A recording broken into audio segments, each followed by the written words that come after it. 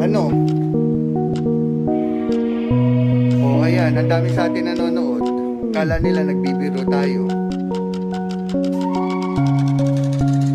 18,000 yung piyansa. Alam na namin ang gagawin.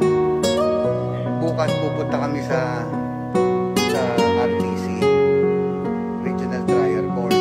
Asan yung warrant mo? Kailang sa ka na uli?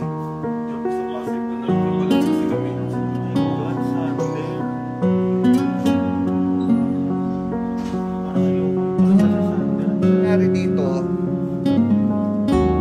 hindi kami nagkulang sa'yo. Umalis ka na sa image ng walang paalam. Sabi natin ayusin natin to. Anong ginawa mo?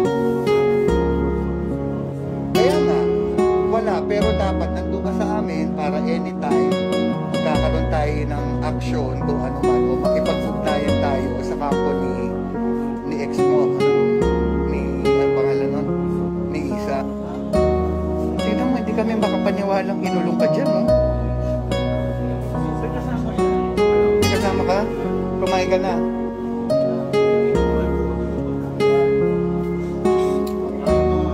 Hanggang kailan? Siguro. Alam mo ang swerte mo. Alam mo bakit swerte ka? Dito ka dinetain. Diba, sir? Swerte siya, dito siya dinetain. Kapag dinetain siya, may kasama, yari ito.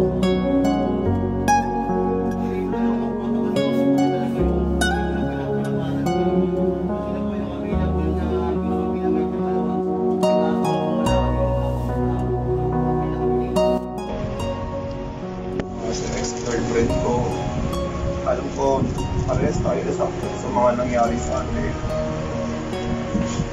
Alam ko nakikita mo to, kahit wala akong ino, pag sinisigaw ko na lang, gusto ko lang mahal kasi magpapas ko. Alam mo naman yung si mami, hindi niya yung kaya na makikita ko. Sana maisip mo din, Isa. Sana mapatawad mo ako. Sana magkaayos na lang tayo. Pag-usapan natin ito, willing naman ako makausap. Pangako ko sa 2021, sobrang laki ng pinagbago. Alam ko naman na masaya ka na ngayon. Alam ko din na okay ka na.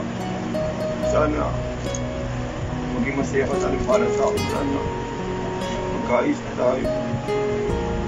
Nangihingi ako ng sorry sa'yo.